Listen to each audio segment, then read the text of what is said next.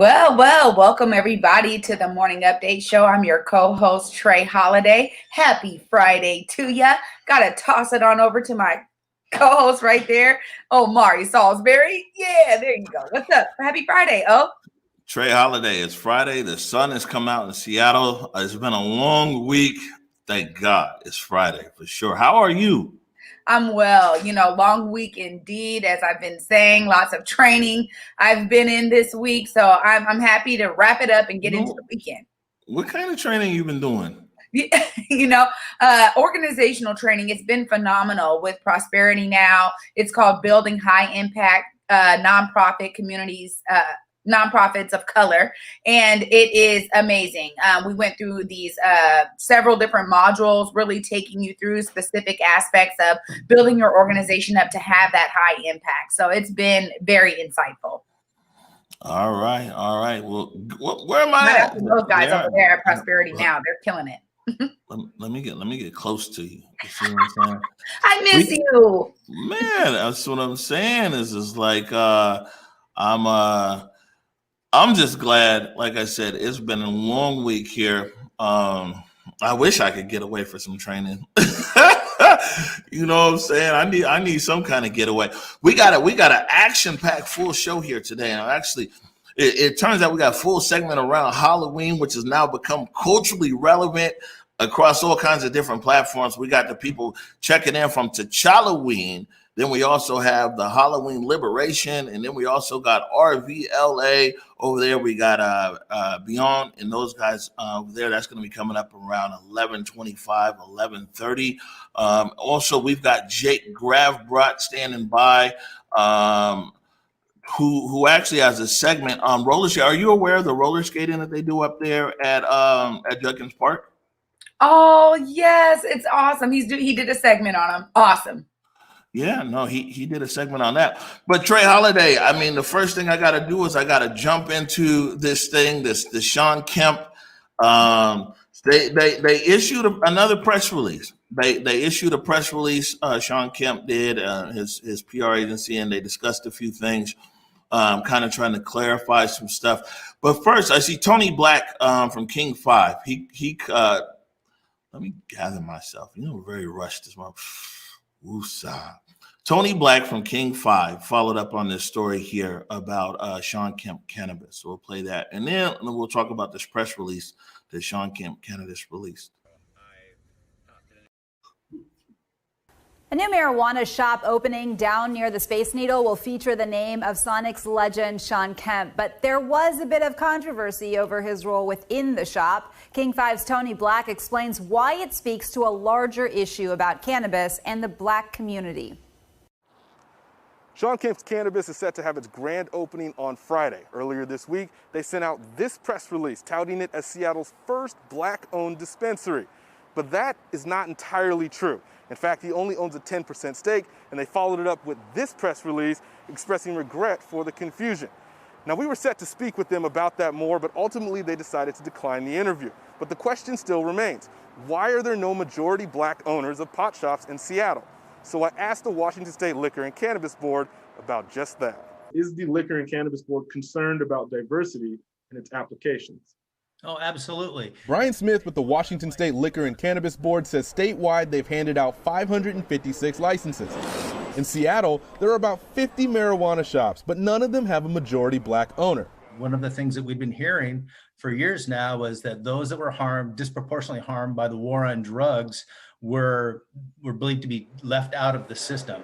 A 2018 UW study shows even after legalization in the state in 2012, Black people are nearly 4 times more likely to be arrested for marijuana compared to whites. Are these conversations that you guys are having within your office of being aware of? We're absolutely aware. We've been hearing this from the beginning. When we issued the first retail licenses, they were controversial about who set them up and where. The city can set up a zoning or something along those lines and put them in a pocket, but they don't necessarily get in the way of who gets what location, based on their race or their identity. This year, a social equity bill became law, and out of that, a task force was created with reps from the state, LCB, and communities of color to establish criteria for handing out additional licenses to those disproportionately affected. We have about 35 licenses right now that were either from a discontinued business or they're from a community where no one applied for it. It's an evolution. We learned some things along the way, and now we're moving forward in a direction that I think is a positive for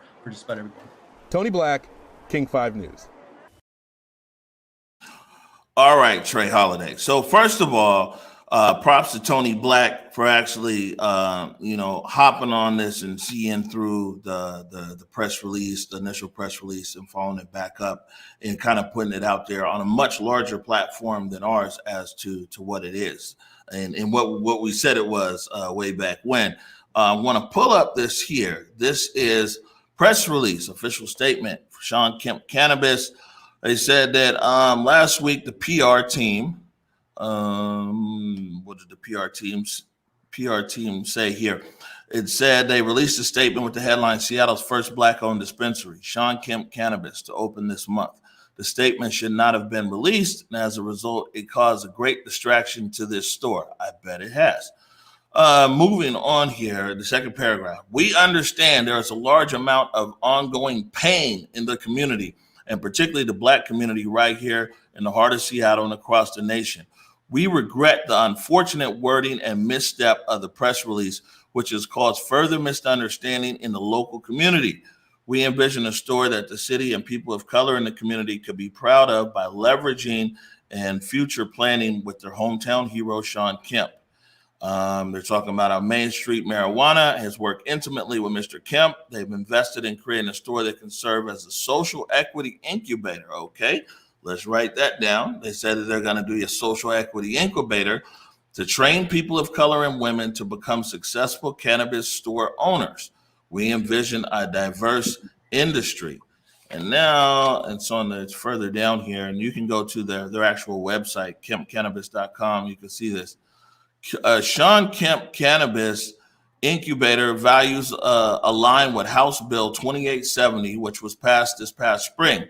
The Washington State Legislative Task Force on Social Equity and Marijuana.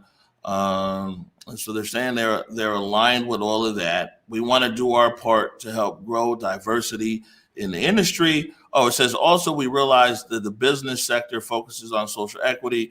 We are aware of the recently formed Washington State Legislative Task Force on Cannabis Equity. Our plans align with this coalition's work as they seek to prioritize people of color stakeholders' voices and ensure these communities need to be actualized in the cannabis industry. So Trey Holiday, Shawn Kemp Cannabis, Main Street Marijuana, has put out an official statement here. A few things, though, before we go into this statement. My friend, it isn't too often where we can sit here and say that if the Black media hadn't said something, this would have it wouldn't even been a blip on the radar. And this is 100%. I'm gonna go out there and say it. This is 100% because of platforms like Converge and other ones in our community who said, hold on, this just don't sound right. Yeah, absolutely. Oh, and I'll even say this too, that it may do major media a really great service by being connected. I mean, clearly they went with the original statement. What we saw on all of these press channels was first Black cannabis shop. We saw it kind of go through that wire process, major media picking it up. For Tony Black to have this different perspective, it may have been great for him to, have a little clip or even say, Black media in the community and the growing voice in community and what we're hearing from community media, something to that effect, because I think that we have seen it time and time again right here on this platform, that Converge Media and other community outlets are really got their finger on the pulse when it comes to certain narratives, and that then major media then picks up that narrative. But I don't know that they would have without it. And this is another example. Well, no, I mean, I'm confident in putting it out there that, like, if we wouldn't have said anything about this, we did a town hall about it and everything, put it together quickly, that the narrative that was put out by their PR agency, and I don't understand, the PR agency now comes with this 2-page, three pages here talking about how they want to do, they're aligned with community, this and that. If this is what their true intentions, this was supposed to be released when they released the initial press release here, and I mean, we've seen that this summer, though. We've seen, the city of Seattle will put out a release. People run with it. The SPD, especially around the protests, they'd say this is what it was. We'd be like, no, not quite. And I mean, this is another example kind of right here. And digging into this release here, what they're saying is that they want to be an incubator, a social equity incubator. They said that they're aligned with the values of the task force and everything else. And I reached out to Aaron Bossett before the show today because the task force had their first meeting on Monday, and we're actually going to go. I think Jake Gravbrot and Bobby Stills are going to go and interview Aaron Bossett, because when we talk to people of actually who is on this task force, we're not getting good feedback. We're getting, there's some people on the task force whose track record has consistently been against actual equity in the Black community. So, I mean, the best thing is there's always an opportunity, even in a crisis. This isn't necessarily a crisis, but one of the best things that's come out of this is what bigger name or platform than Sean Kemp to open this discussion about inequity in the cannabis industry. And it's great. Main Street Marijuana, they've put out a press release here, said that they're aligned with the values and they want to bring equity and everything else. How can we get Ramsey, Hamidi Ramsey, who's the man? It's the man. He's running the show. Like I said, $100 million business and everything else. How can we get him at the table with the Black Cannabis Commission and everything else? Because, if you put it in the press release, Main Street Marijuana, you said that you're all about aligning with community and everything else. Hey, drop us a line. We connect you with community. And by the way, they didn't send me this release, even though I'd emailed them everywhere else. So I had to go and fish it out. We had emailed them, tried to get conversation with Main Street Marijuana, tried to talk to them and everything else. We were excluded from their communication. But since they put it out there to the public, we'd love to see Main Street Marijuana work closely with organizations that we might know and don't even know out here to really put their money where their mouth is. They put this ink on paper, said that they're wanting to work closely with community and they're aligned and everything else. Man, let's bring them together. Let's see what happens. Let's see if it's just words or actions. Yeah, I think that what you're pointing to is just another kind of veil that we've been seeing so many of our issues covered in, and that is these sound bites. That is this surface level activity. You cannot say that you're about something and not be about it. Not anymore. That's really a part of the old normal tactics. When we talk about moving forward and the way that people are holding all of these kinds of entities accountable right now, folks are accountable to the public, whether they want to believe it or not. When you put these public statements out there that this is what you're going to do, please believe that the public will be looking for you to do that. It will no longer be that you can put these statements out there and kind of be buried underneath them. No longer that way. I mean, I think not only folks like yourself and myself and Converge as a brand, but regular folks on the streets are like, yeah, what's up? I'm going to be checking your website. I'm going to be coming down there. I'm going to be asking the manager questions. I'm going to be inquisitive about this process. I'm no longer going to just believe the surface. Right. And a few questions here. Lloyd Gregory says, what is a social equity incubator? Basically, don't hold me to it technically, but basically an incubator is somebody like Main Street Marijuana, the biggest dispensary operation in the state of Washington, says, okay, we're going to incubate a small BIPOC dispensary. We're going to show them the ropes, teach them how the business goes and everything else. And, it's basically like a mentorship program where you have a big and established operation teaming up with a smaller one.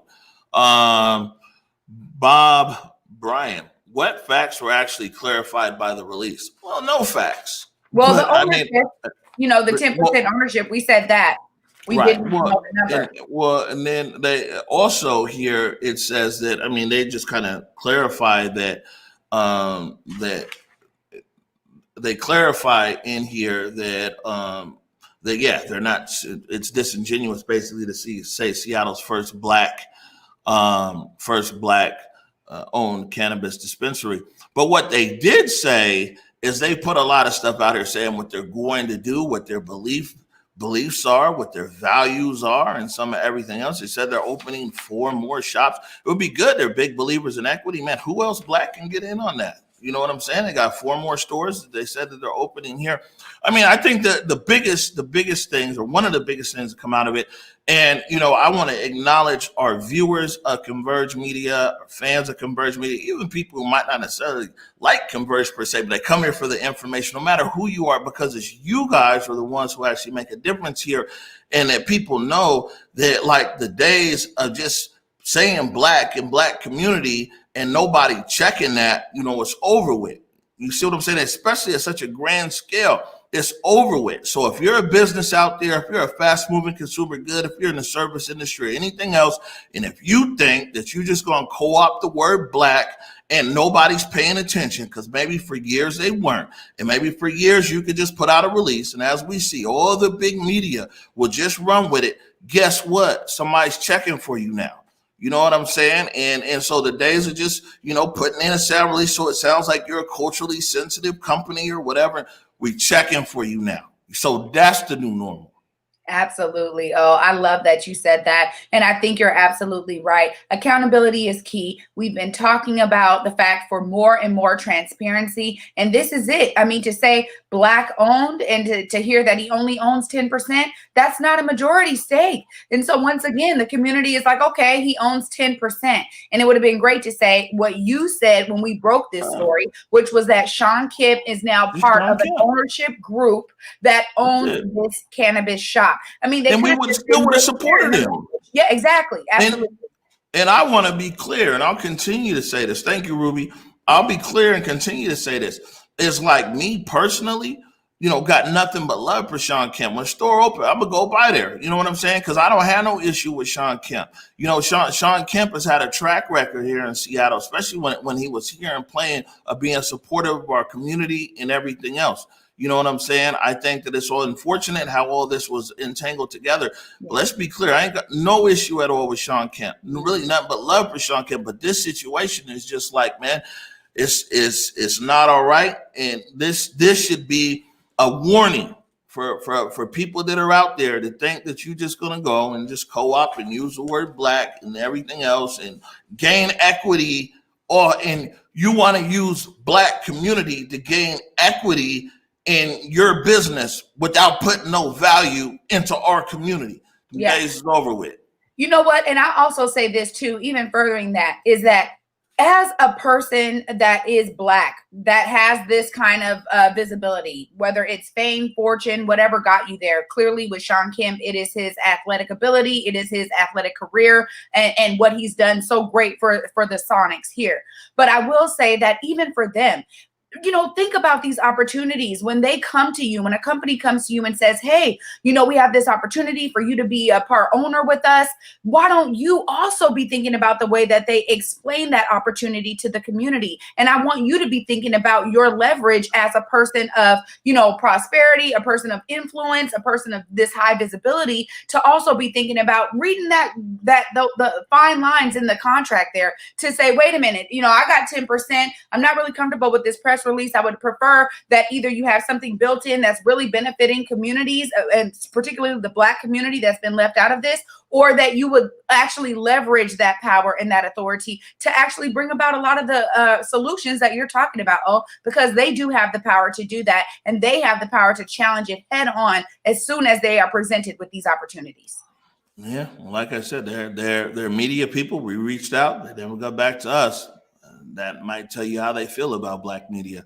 Talked to whatchamacallit as well over at the Emerald. The Emerald never got any original releases.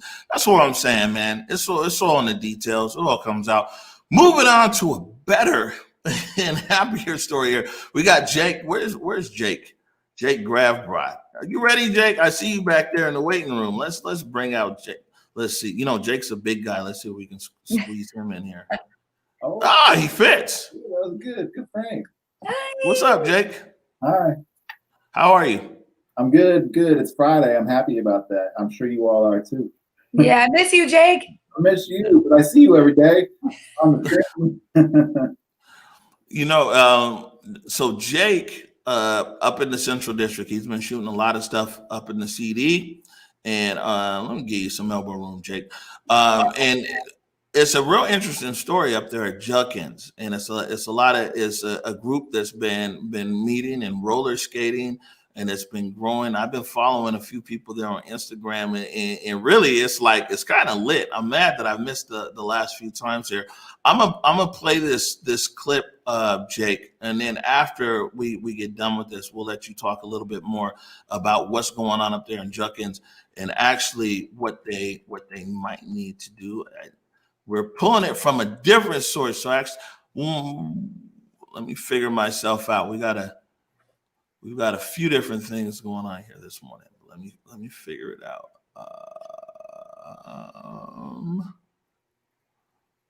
There it is. We've actually got to pull it off our web server today. Here we go. My name is Tiffany Mason. I am the founder of Roll Around Seatown, which is a skate community in the greater Seattle area that has members from actually all over, north, south, east, west, that gather here at Judkins Park to skate at our social skates that we host probably 3 times a week. It's just a fun event for people to come, have fun, fellowship, roller skate, learn some skills. And for those who skated way back in the day that just want to brush up on some skills and get back in the game, that's what we do. This is a free event, and it's that way on purpose. You know, obviously with the current situation with the pandemic, there's economically a lot of stress on people. So we wanted this to be a situation where people can come, whether they have money or not, and just have some fun and let go and relieve whatever stress that's going on in their lives. The idea of Roll Around Seatown actually started in 2019. I had the idea of really building the skate community. I'm a longtime skater. I've been skating 36 years and grew up skating and never stopped skating. Skated all the rinks here locally and have forever. Travel outside of Seattle, different states to skate at skate parties, domestically and internationally. This is just something that I do. It's a passion of mine. And I had an idea about starting a community of skaters, both indoor and outdoor. Indoor always existed here, but not so much outdoor. So I wanted to bring the indoor environment outside. A lot of us skate here, and then we go inside as well, same night sometimes. So this is kind of what we do. My ultimate goal is to keep this going, to not, a lot of people started skating because of COVID. This idea was born before COVID. I wanted to go long after COVID, till infinity. I just want an environment where people can come together, fellowship, collaborate, have fun, and grow with that to wherever level they want to take it. And also keep the rinks open. The rinks are struggling. Prior to COVID, they were struggling. COVID, the pandemic just, really brought a lot of rinks to their knees, and a lot of them will sell. A lot of them are closed. So this is one of the things, if we can build the community and get more people involved, then, hopefully that'll translate into more sales for them and keep these rinks open, which translate into something for everybody year round. So ultimately, we would love to have a covered space like here at Judkins is a perfect location because it's central to a lot of people. But in the dark, cold, rainy months, we would love to have a cover. So we're not skating in the rain, and lights, obviously it's going to be dark, starting next week at 5:30 with daylight savings. So we would love to have a place where we can come and still do this. I mean, throughout the summer, we were skating till 9:45 at night. Now it's 5:30 dark, and that just puts a damper on the after work activity. And it gets in the gloom and doom season, and people don't want to be gloom and doom. There's been a lot of that this year. We need to continue to have a positive outlet. So one of my goals always has been to grow the skate community. So we encourage young kids to come out and skate with us adults. I fell in love with skating when I was a preteen. And one of the things I loved about it is because I skated with an older crowd that really showed me, the skills and how cool it was. And I'm hoping that families, can do this as a family, do stuff together as a family, build those bonds. And then also the kids, that come here, hopefully they'll fall in love with it like I did and be a forever skater. All right. Jake Grabrot, can you hear me? Yep. All right, so tell us about it, Jake.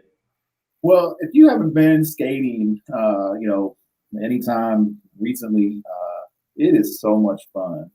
First of all, even just to be out there and to be able to, to hear the music and watch the people out there skating. It's an exercise event, so you're doing something healthy while you're at it.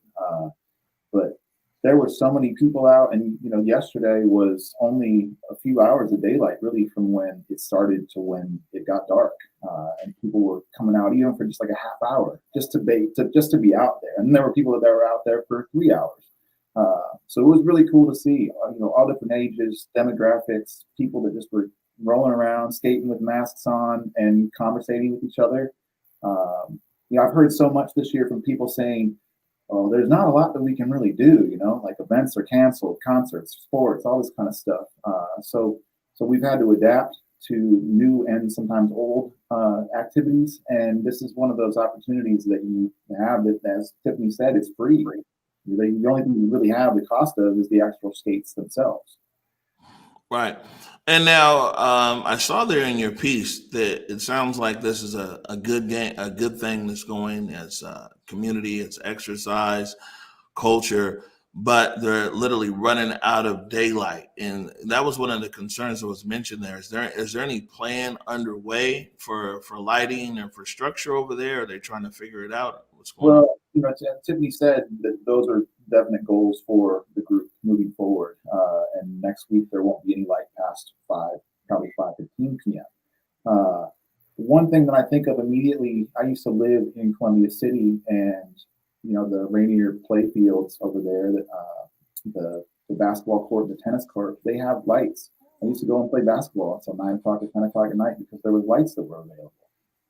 And I see no reason as to why there couldn't be something similar over there at Judkins, where, this is something that the community is doing and using. And if there is all this talk that we've heard all summer long about, reinvesting in the community, here is a prime example of how we can do that by putting some lights in, at least lights, and then they also mentioned wanting to have a covered surface. I don't know how that exactly would work, but lights seems to be such an obvious thing, because where there was no light, there was no skating. But if there is light, then people will be out there. As she mentioned, this summer they were out there till 9:30 at night. So this is something that all ages can do. The community can actually be involved in, and it's so obvious to me that the city of Seattle could do something with this and really, give back to the community. Right. This is on Park's property, actually Judkins Park. Yeah. I wonder, Trana, do you know, is because if it's the city and its parks, is community able to supply lighting over there? Is that something we have to talk to the Parks Department about? I think there could be a way to do so. I mean, right now, the thing is really about permitting, right? Because a lot of the times, in order for community groups to hold events at the parks, we need those permits. And during COVID, they have not been issuing those. So, a lot of folks are doing kind of these, First Amendment, events where they're like, look, we're getting out here kind of in our own way. And it would be great to know how they're structuring it. But there's a variety of ways that we can get lighting out there. And so I'd be interested to kind of explore that with you, Jake. Yeah. Yeah. Well, I mean, we reach out to the mayor's office about everything else. Maybe reach down over there to the mayor's office. They could point us in the right direction from the city side of who we could have a conversation with about this. Jake, before we let you go here, man, I just want to acknowledge that you keep bringing us outstanding stuff. You keep getting out there in the community, and your commitment to uplift voices in our community, man, it's very much appreciated. Thank you. I mean, I love the city. I love the people, and it's been a good thing for me to be able to actually invest my time in some of these pieces, these art and culture pieces as well. It helps continue to feel connected to a city that I love. You've been killing it, Jake. There was a question in my chat about renting skates for if somebody doesn't have skates and they want to come out there. Can you just address that quickly before you go? Totally. There is actually a worldwide shortage on skates right now. So if you are interested in actually doing this and you want to get your own skates, there's a couple of companies I believe you can rent or that you can buy them from online, but you're going to have to wait. So renting them, Tiffany, who was interviewed, she has some skates for rent. She said in a conversation that I overheard with her and a community member that if you message her on Instagram or on Facebook beforehand and say, hey, can I rent some skates, let her know the size and she might be able to help you out. So.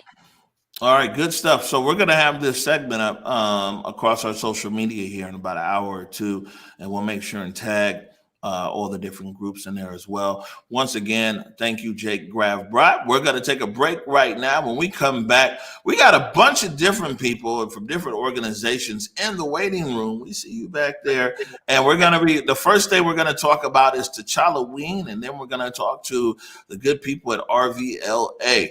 You are watching the Morning Update Show. My parents coming over here as refugees meant that they didn't really have anything when they came to America. Having reliable healthcare and having a reliable doctor was really important. Cộng đồng của tôi, trạm y tế của tôi. 我的社区，我的诊所。Mi comunidad, mi clínica. My community, my clinic.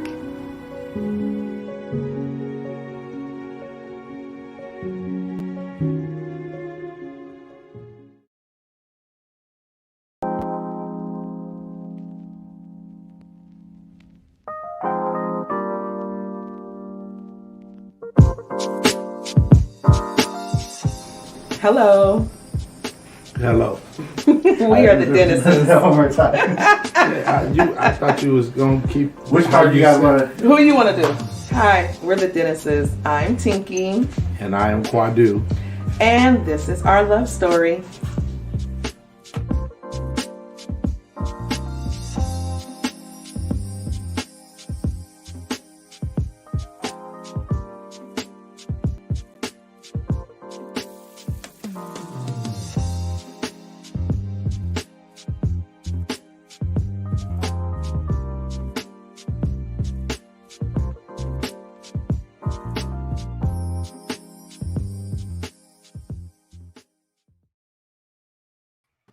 You know, I tell people all the time, you know, election season, Republican, Democrat, you'll never go wrong voting Black Love. You see Vote Black Love right here at Converge every Sunday, 7 p.m. This week, it's the Dennisons. So make sure and tune in for that.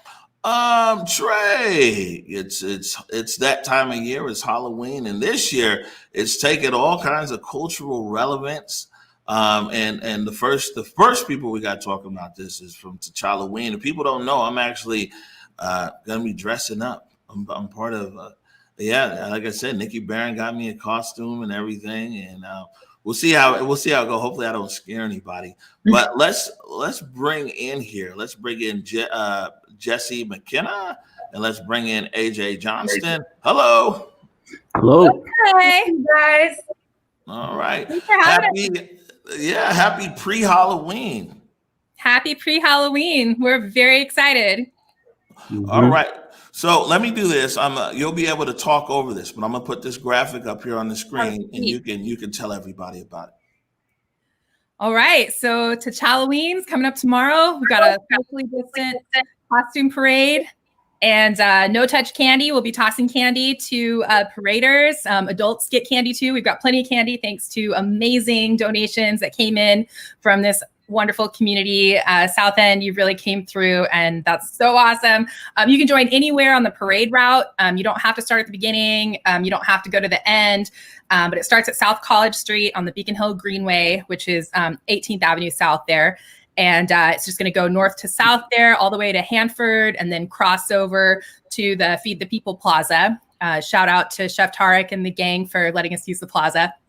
And Hello Bicycle is going to provide power for the live stream. Rainier Ave Radio is going to be doing a live stream. So if you can't be there in person, if you're immunocompromised, if you can't do the walking, if you just don't feel safe, please, participate by watching the live stream. And you can also join in the costume contest, which we'll be posting details about on South Seattle Emerald Facebook. So give us a like and follow there, and you'll learn more about that as the details come out. All right, AJ, why T'Challaween? Well, I mean, this year we unfortunately lost Chadwick Boseman, and this is a tribute to him, but also a tribute to all of the, heroes of 2020 and beyond. It's a way to focus on just celebrating the people that, maybe aren't often called heroes, but this year they sure have proven to be essential to our world and essential to our community. And it's also just a great, way to, not necessarily have to be scary on Halloween. You can be, empowered and empowering, and tribute to, one of the greats, Chadwick Boseman. All right. And Jesse, what are you dressing up as? Well, I was thinking about just hinting at it and see if it works, but my mom already said people might not recognize me, so maybe I should just come out and say that I'm going to be Princess Buttercup from The Princess Bride. I was looking for something that'd be comfortable, but also like warm, and then I remembered I was going to ride my bike up and down the parade route, so maybe it's not going to work out that well with that long-ass red dress. We shall see. It should be interesting. And you, AJ? All I got going right now is zombie something, so I'm gonna have some face paint on. Come on, man. You're promoting this whole thing. It's about heroes. Everybody wants to kill the zombie, man. You're supposed to be the zombie hunter or something. Maybe someone will be hunting me, and that'll be some narrative going on. Well, I'm gonna be looking for you because I can't reveal, but Nikki Barron said that I'm a superhero. So I'll take her word for it. So I'll be a superhero out there tomorrow. Real excited about it as well. And also, just real quick before I let you go, Jesse, talk about this partnership here. You're able to bring a lot of big names together here, including Converge. Yeah, and actually, not all of our sponsors are listed on this artwork. There's a newer version of it that has all of our sponsors, and I can just list them out here right now. We've got the Station Coffee Shop, Practically a Parent, which is a blog by a Beacon Hill mom, Converge Media, obviously, Bardell Corso, Urban Feed and Garden, Beacon Arts, Jumpstart Consulting, Beacon Business Alliance, and of course, Feed the People and Hello Bicycle. Want to give them a shout out. But Rainier Ave Radio is our live stream partner. They're our exclusive broadcast partner, and they're our co-hosts because they're making sure that everybody can be there, whether they can be there or not, which is so cool. And then we also just signed on Smile Patrol, who are going to set us up with a photo booth. You guys hooked us up with them, so thank you for that. Mm-hmm. Super excited to have them. They're going to be out there taking pictures of paraders with the T'Challa banner that'll be at the end of the parade. And we'll upload those to our Facebook page. That'll be part of how we do the costume contest. But you'll also be able to upload pictures of yourself through the virtual photo booth, which will allow you to enter the costume contest there too. And we hope that you all, Trey and Omari, will help us vote on the best costumes, or your favorite costumes, I should say. We're going to love everybody's costumes, but we'd love to give out some prizes and have some fun with that too. Yeah, well, I'll definitely be stuffing the ballot box for myself. But before we let you go, AJ, tell us the who, what, when, where, why again, real quick. All right, it's T'Challaween tomorrow. Starts at 2:00. It's along the Beacon Hill Greenway. Starting. Where does it start? Starts. Ends at Hanford. And you can enter and exit wherever you want along the path. It's socially distanced. Masks are required, even if you have a costume mask. We're going to have candy for everyone, all clean touch. And yeah, there will be a costume contest. Please check out the South Seattle Emerald's Facebook for more details on the event, and also, follow us on social media on Saturday to vote for costumes or to upload a photo of yourself. And I'd be remiss as a board member of the Emerald not to also encourage people to check out our website, southseattleemerald.com, and We just consider put up a fun post.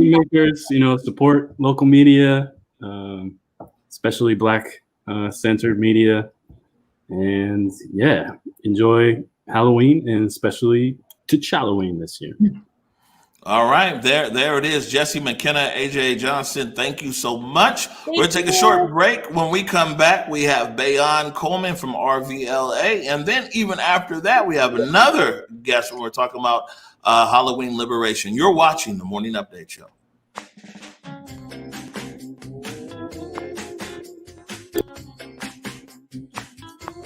We miss all our amazing clients and friends, especially around one of our favorite annual events, Halloween. We hope everyone stays safe and healthy and can't wait to see all those awesome costumes in person next year. But in the meanwhile, we created this fun and free virtual photo booth for all our friends to use as they dress up themselves and their kids. Snap, send, share.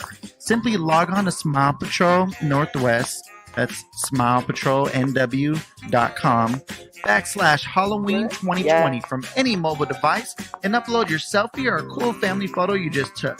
And we're going to add this Halloween theme overlay that you can have sent to you via SMS or email. Stay safe, and we'll see you guys soon.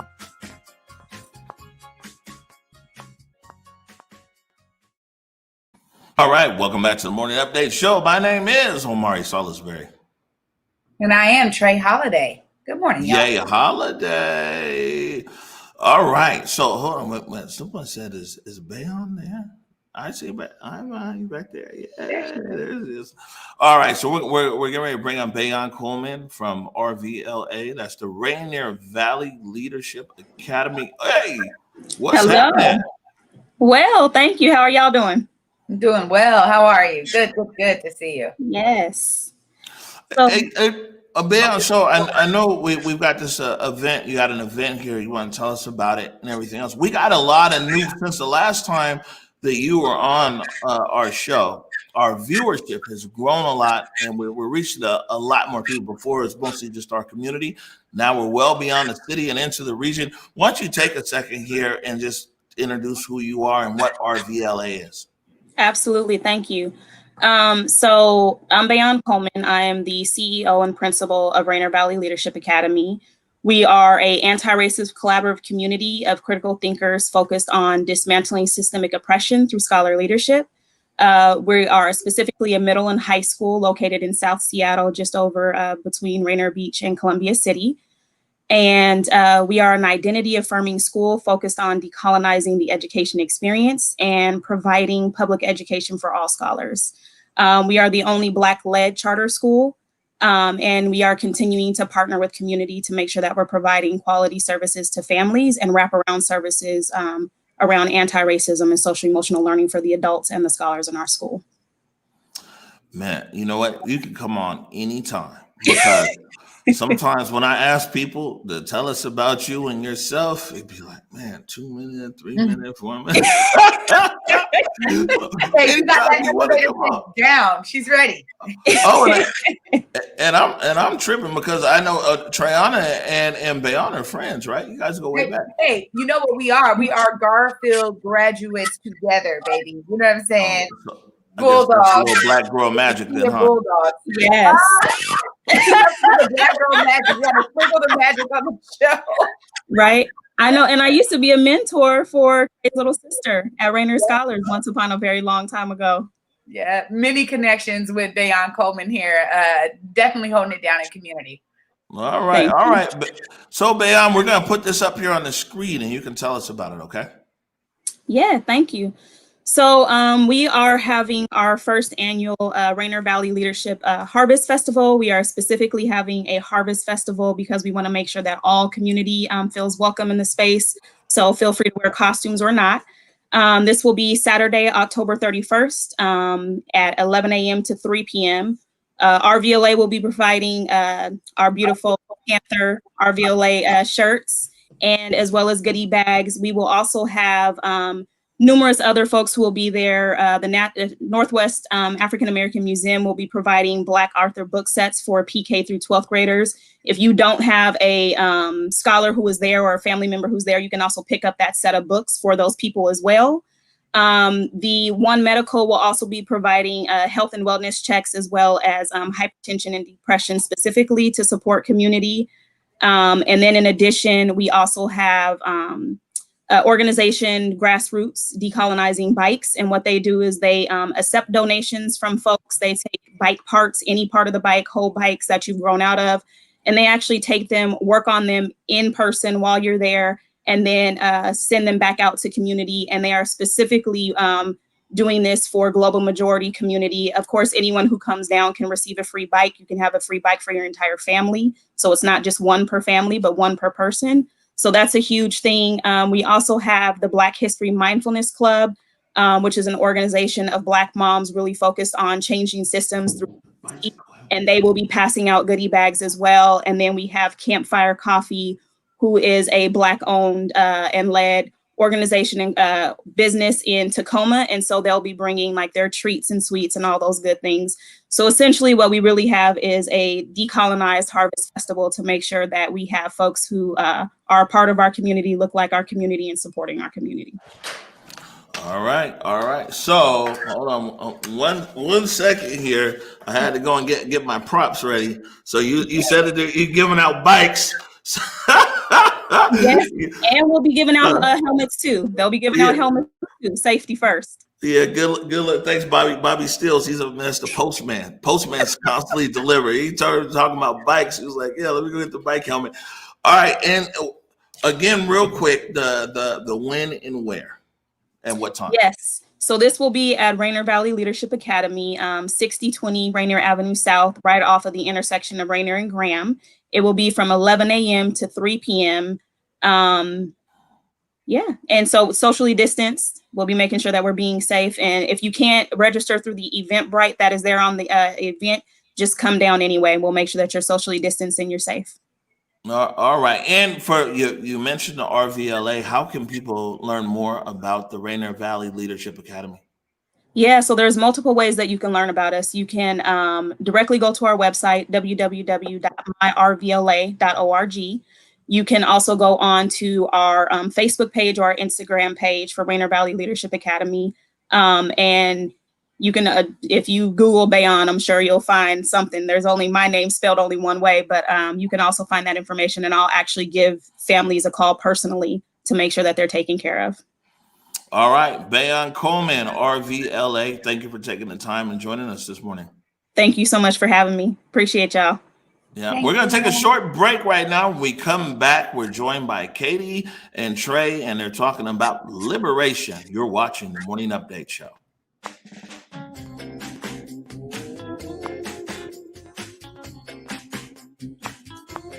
We miss all our amazing clients and friends, especially around one of our favorite annual events, Halloween. We hope everyone stays safe and healthy and can't wait to see all those awesome costumes in person next year. But in the meanwhile, we created this fun and free virtual photo booth for all our friends to use as they dress up themselves and their kids. Snap, send, share.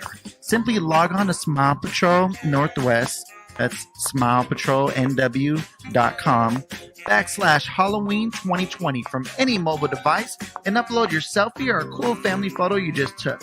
And we're going to add this Halloween theme overlay that you can have sent to you via SMS or email. Stay safe, and we'll see you guys soon.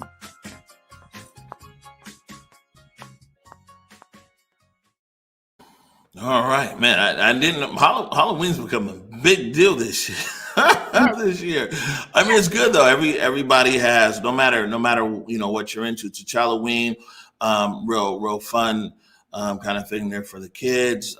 We just heard this over at RVLA. I mean, they're talking about bicycles for people, educational opportunities, and things like that. And also, it looks like you guys have an event as well. And we have we have Katie here, right? Let me see. Hello. Hey, good morning. How are you? I'm good. How are you? Sorry, we just got done with a march, so I'm still out at the march.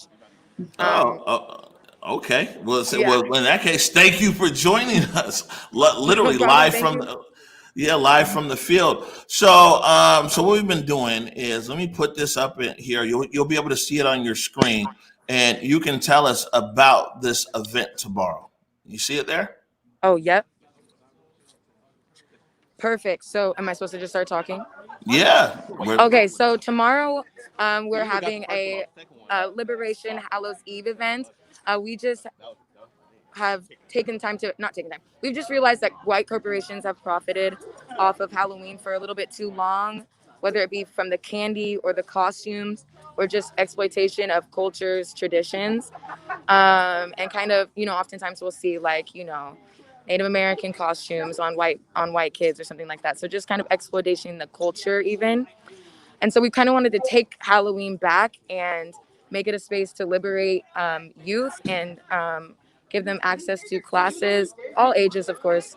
So there's going to be free karate classes, free self-defense classes, painting, music classes, and each kid will get a free instrument, pumpkin patch, and then all of it is BIPOC, either donations or we bought it BIPOC. So we're really trying to leave all the white corporations out of this one. All right, and Triana, you've also partnered, Morning March partnered with King County Equity Now on this. Maybe you can give some insight on the event.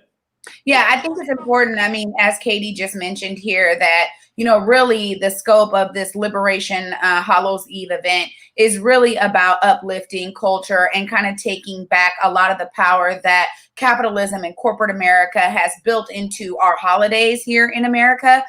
We realize that there's a long history of that. And so in a lot of our work, we, again, want to center it on education, on us understanding a lot that has happened in the past. And we don't want to glorify a lot of those practices, but how can we keep the joy of the day and really educate the people, educate the public, and especially the youth in terms of understanding historically how a lot of these holidays have been built and how they really do center capitalism in terms of this kind of corporate greed. So I loved that, King County Equity Now, Africa Town, we were able to partner in this regard with, Morning Marchers and others who are really looking to have this idea of liberation through their, fun and experience of something that folks don't want to get rid of Halloween. How do we repurpose it and use it as a space to educate? Right. This is interested as well because Morning March. I mean, people are used to you guys protesting, so I guess you have an event where it's not necessarily a march in the street, but an actual event. Please tell everybody, Katie, at the time and location again. It's going to be at Pratt Park, which is at 1800 South Main Street. Pratt Park, Edwin T. Pratt is a prominent member of the Seattle Civil Rights Movement. He was assassinated in front of his home. So we thought, and he did a lot. He actually precursed the Black Panther Party that was here. So it would be we thought that would be a really awesome location to kind of uplift that history as well. And it has some coverage in case it rains. Yeah, Edwin T. Pratt, often referred to as Seattle's civil rights assassination, was murdered on his front porch, I believe 9 months after Dr. King was assassinated. He was murdered up at Shoreline. Him and his family were the first Black family to move to Shoreline, Washington, and a fatal move it was.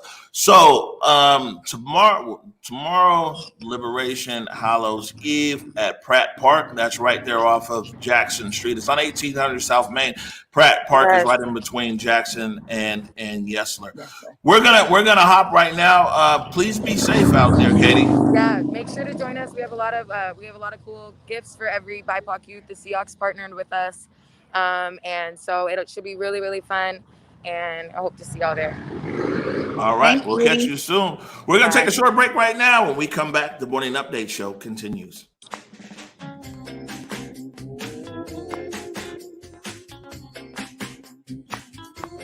We miss all our amazing clients and friends, especially around one of our favorite annual events, Halloween.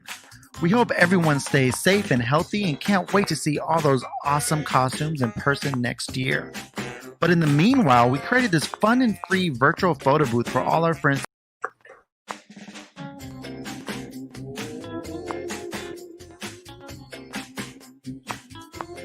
We miss all our amazing clients and friends, especially around one of our favorite annual events, Halloween.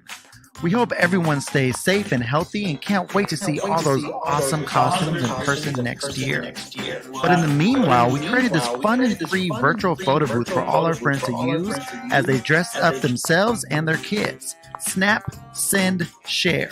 Simply log on to Smile Patrol Northwest, that's smilepatrolnw.com/Halloween 2020 from any mobile device and upload your selfie or a cool family photo you just took. And we're going to add this Halloween theme overlay that you can have sent to you via SMS or email. Stay safe, and we'll see you guys soon.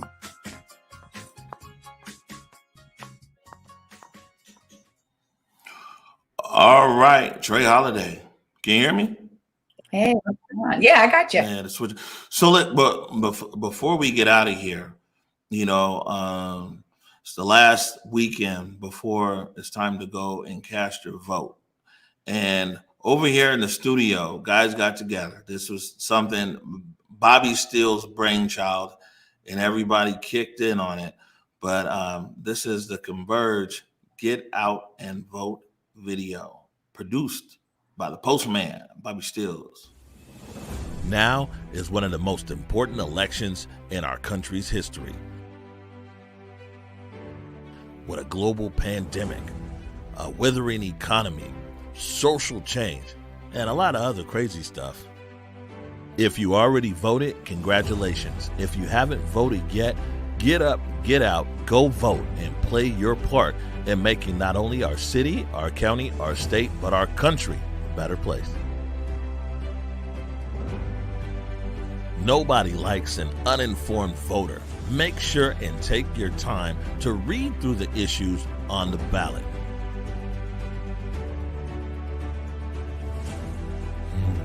I wonder if it's going to be Taco Tuesday on Election Day. Completely fill in the oval for each race using only black or blue ink pen. Vote all columns, both sides, and all pages of the ballot. Skipping a race will not invalidate your ballot.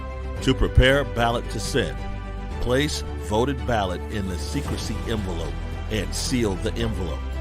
Sign the voter affirmation on the return signature envelope. No, don't be like this guy. Make sure your vote counts by following all proper guidelines in preparing your ballot. Yeah! Yes. Why didn't I see my brother's name on the ballot? On a serious note, and on behalf of all my colleagues here at Converge Media, get up, get out, go vote. All right. So good. Much love, Bobby Stills, Jake Grabrot, Dickie Barron. Want to remind everybody, get out and vote if you haven't voted already. I know it's record turnout, but man, every single vote counts. Absolutely. Drop mine this morning. Make sure I use my Ballotpedia when, for folks who don't know about the measures that get real languagey, it gets buried in some kind of bureaucratic language. Ballotpedia is so nice to just break down the very simple language, what we're actually voting for or against. So again, I was happy to get mine in there today. It always feels so historic when you drop it off. I don't know about you, but there's something for me where when it finally gets in that ballot box, I'm just like, yes, I did my part, Yeah, well, that's the whole point. You got to remember is that our vote, we're all stakeholders, or even shareholders in our country as a whole.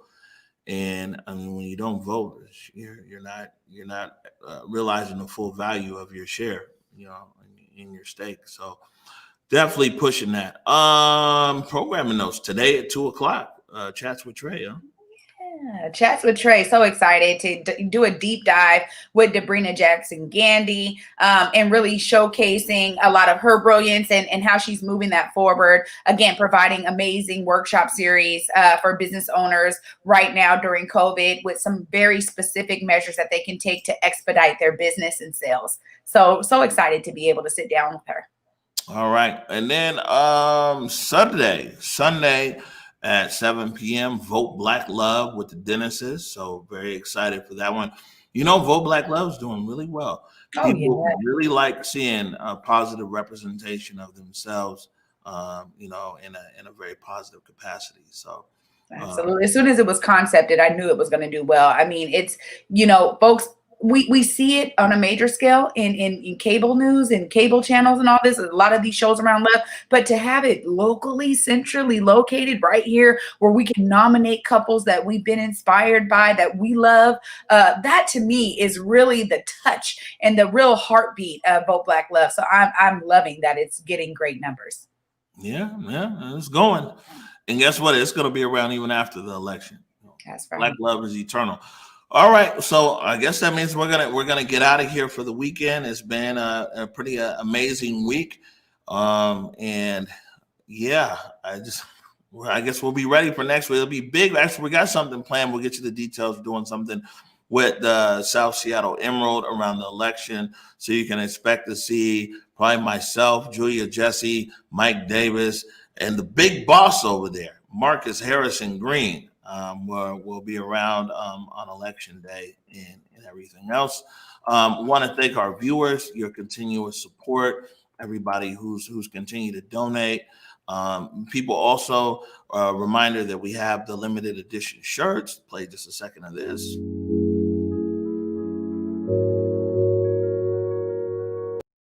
Partner with Sierra Sisters on that. You can go to whereweconverge.com/shop.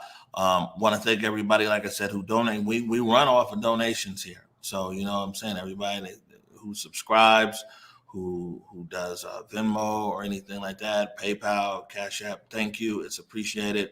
For more donation information, go whereweconverge.com/donate. And just know that we appreciate you. And before we get out of here, Trey Holiday, again, I can never tell you thank you enough. You bring so much value to the show. We've been riding with each other now since March. It seemed 2020 though. We might as well say we've been riding with each other for 3 years.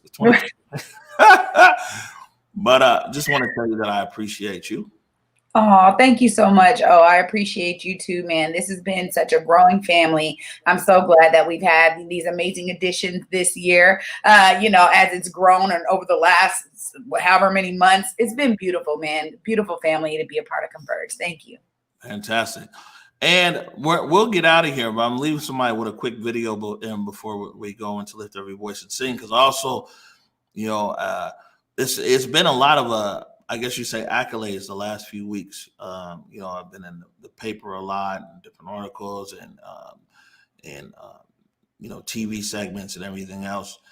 And man, it's the team behind me that really pushes all this, and I could never thank them enough. You know, I get all the credit because I'm out in front. They always say, look out the window to give credit, and look in the mirror to take responsibility. And so I continuously looking out the window, see this window here, literally, to give credit to the incredible team of people at Converge Media who keep doing outstanding things. So we're going to get out of here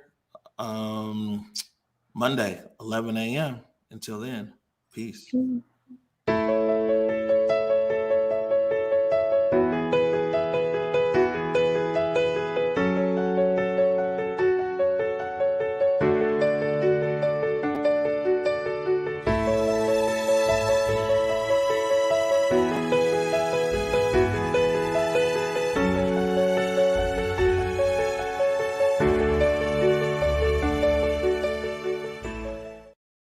Lift every voice and sing till earth and heaven ring, ring with the harmonies of liberty. Let our rejoicing rise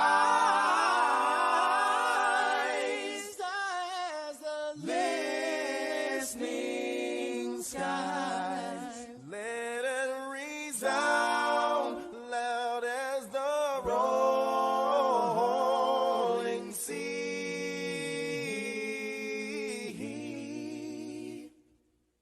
Sing.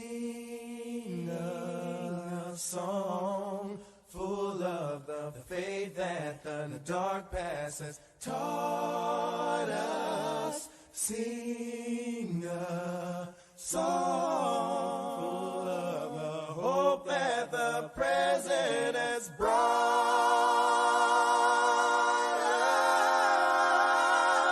us.